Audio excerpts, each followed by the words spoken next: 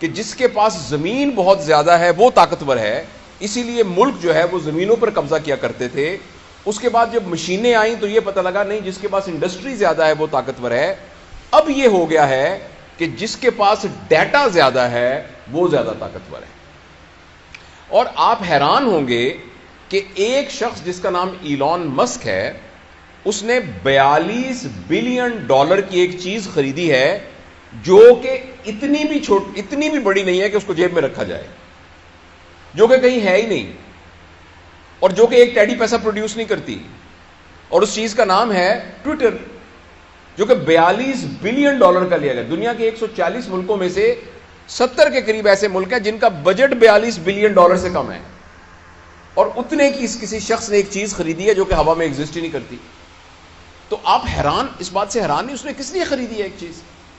اور دوسرا، آپ سب اس بات پہ حیران ہوں گے کہ آپ پی ٹی سی ایل کا فون کرتے ہیں تو آپ کو پیسے دینے پڑتے ہیں، آپ کسی کو خط لکھیں تو آپ کو پیسے دینے پڑتے ہیں. یہ فیس بک مفت کیوں ہے؟ یہ واٹس ایپ کے اوپر ویڈیو کالز مفت کیوں ہیں؟ یہ آپ ہزاروں تصویریں بھیجیں، یہ مفت کیوں ہیں؟ اور جس بندے نے واٹس ایپ بنایا اس کے بلینز آف ڈالر خرچ ہوئے ہیں. وہ پاگل ہے کہ ہم سب کو مفت دے رہا ہے. فیس بک مفت کیوں؟ اس لیے کہ اس بھٹی کا ایندھن میں اور آپ ہیں.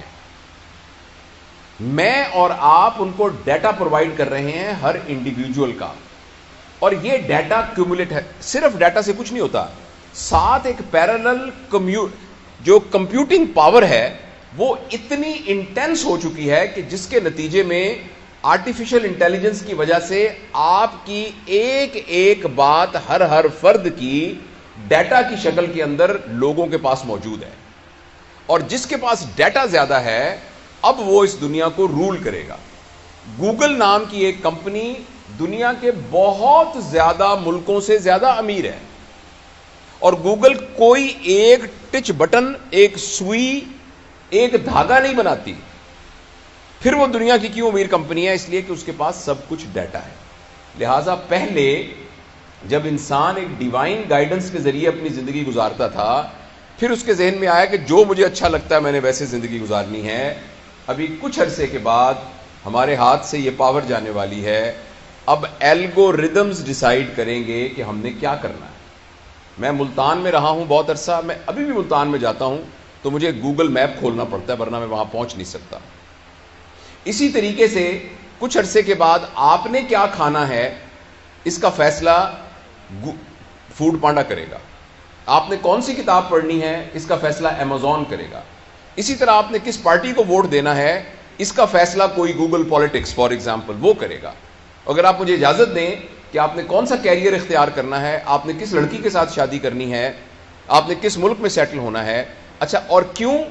اس لیے کہ اس سے پہلے آپ کو جاننے کی ذمہ داری آپ کی اپنی تھی، اور ہر شخص کی اپنی ذمہ داری تھی کہ وہ اپنے آپ کو جانے اور اپنے لیے جو بہتر ہے اس کا فیصلہ کر سکے. لیکن اب آپ کے اور میرے ساتھ کمپٹیشن ہے الگوریدمز کا اور ڈیٹا کا، اور اس الگوریدم اور اس ڈیٹا کے مقابلے میں یہ ہم سے جیت جائے گا.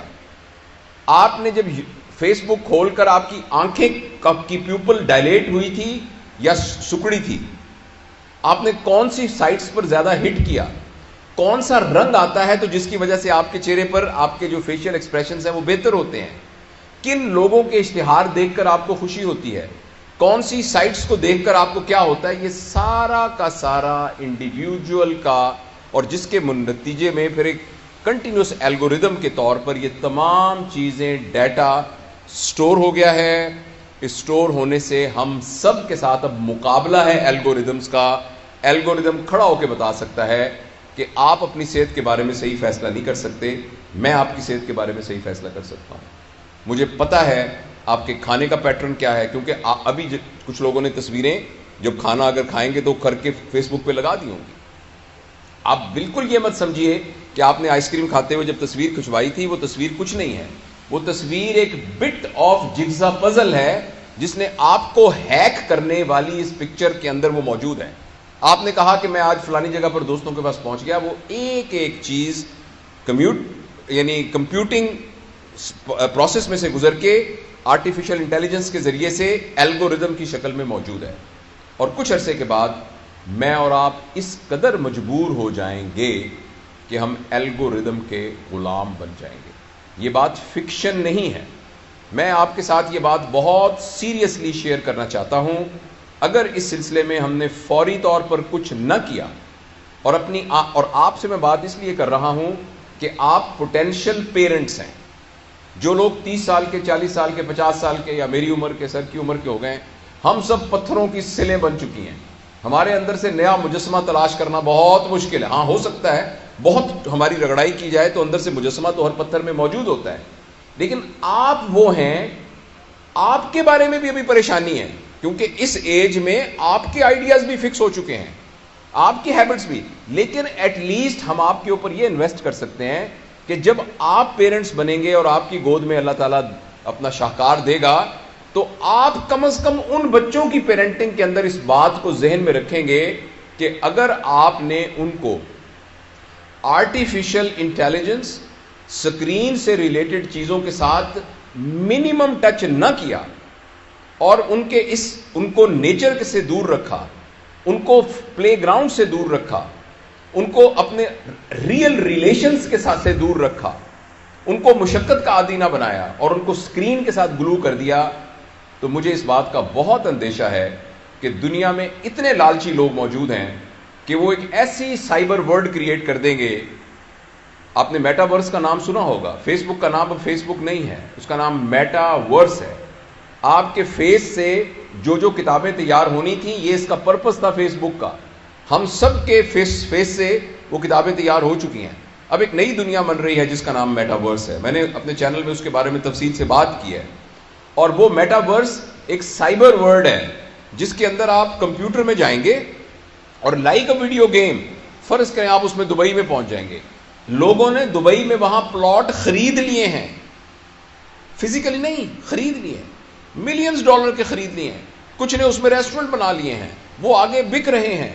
کرپٹو کرنسی کے ذریعے ان کے ریٹس اوپر نیچے ہو رہے ہیں اور لوگ کھیل کے بلینز آف ڈالر جو سمارٹ ہیں اس میں سے کما رہے ہیں اپنے کمپیوٹر پر بیٹھ کر. اب میں آپ سے آخری جو خطرناک بات شیئر کرنا چاہتا ہوں وہ یہ ہے کہ اگلے 10-15 سال کے اندر جو جاب مارکیٹ ہے وہ ٹوٹلی ڈسٹرب ہونے والی ہے. مجھے آپ یہ بتائیں کہ ایک آدمی بیٹھا ہوا ہے فزیشین اور وہ آ کے علاج کر رہا ہے، جنرل پریکٹس کر رہا ہے، الگوریدم اس سے زیادہ بہتر طریقے سے ڈائگنوز کر سکتا ہے. کیونکہ ہیومن ایرر اس کے اندر نہیں ہوگی اور آرٹیفیشل انٹیلیجنس اتنی ہو رہی ہے کہ ایکچولی شاید ہو سکتا ہے آپ ایک ایپ ڈاؤن لوڈ کر لیں اور اپنی 60-70% بیماریوں کا خود علاج کرنا شروع کر دیں لوگ، یا کہ کمپیوٹر ایکسپرٹ کے ذریعے سے علاج کرانا. آپ کو یہ بات انہونی لگ رہی ہوگی مگر یہ بات ہونے جا رہی ہے. اور بہت سے وہ پروفیشن جن کا تعلق ایکچولی ٹیکنیکل یعنی پروفیشنز کے ساتھ ہے، وہ ساری کی سارے چینج ہونے جا رہے ہیں اور کچھ عرصے کے بعد وہ جاب مارکیٹ میں وہ کنونشنل پروفیشنز کی کوئی ضرورت ہی نہیں رہے گی. اور ایک آدمی ہے جس کا نام یووال نووا ہرارے ہے، ہسٹورین ہے، اس نے اپنی مختلف 3-4 کتابیں اس کی بڑی مشہور. اس نے یہ کہا ہے کہ نہ صرف یہ کہ نئی جابز کریٹ ہوں گی، مگر نہ صرف یہ کہ پرانی جابز میں لوگ جاب لیس ہو جائیں گے بلکہ وہ جاب ایبل بھی نہیں رہیں گے، ریڈنڈنٹ ہو جائیں گے. تو یہ بہت ایک سیریس چیلنج ہے. مجھے اور آپ کو اس سیریس چیلنج کے لیے تیار ہونا پڑے گا اور یہ ہماری آنکھوں کے سامنے. آپ میں سے پتہ نہیں کتنے لوگ ہیں اگر اپنے دل میں جھانک کے دیکھیں تو ہم میں سے 80-90% اسکرین ایڈکٹس ہیں. تھوڑی دیر کے بعد اگر یوں کر کے موبائل نہیں کریں گے تو ہمیں دل میں خودبود ہونی شروع ہو جائے گی، ہمیں ڈوپامین کی ڈیفیشنسی فیل ہونی شروع ہو جائے گی اور یہ اسکرین ایڈکشن بڑھتی جا رہی ہے. پلیز میں آپ کو یاد کرانا چاہتا ہوں کہ یہ اسکرین ایڈکشن میں صرف یہ خطرہ نہیں ہے کہ آپ کو پلیجر مل رہا ہے اور یہ غلط بات ہے، یا آپ ایڈکٹ ہو گئے یہ غلط بات ہے، یا آپ کا ٹائم ویسٹ ہو رہا ہے یہ غلط بات ہے. اس کا سب سے بڑا خطرہ بات ہے کہ آپ ہیک ہو رہے ہیں، آپ غلام بن رہے ہیں اور کچھ عرصے کے بعد آپ کی زندگی آپ کے اختیار میں نہیں رہے گی. اس سے بچنے کے لیے ہمیں ابھی ڈراسٹک اقدام کرنے پڑیں گے. اسکرین کے یوز کو منیمائز کرنا پڑے گا، اپنے ڈیٹا کو مفت میں آگے نہیں دینا پڑے گا اور اس سلسلے میں اپنے لیے کوئی ڈسپلن قائم کرنا پڑے گا. اس سیلفی کی کیا ضرورت ہے کھڑے ہو کے کہ جی میں اس وقت میں کڑھائی گوشت کھا رہا ہوں اس لیے میری سیلفی ہے. یہ میں اپنے چچا کے گھر گیا تھا، یہ سیلفی، یہ سارا کا سارا ڈیٹا میں مثال کے طور پہ کہہ رہا ہوں، یہ سارا کا سارا ڈیٹا اکٹھا ہو رہا ہے اور ہم ہیک ہو رہے ہیں، اور اس کے نتیجے بہت خطرناک ہونے والے ہیں۔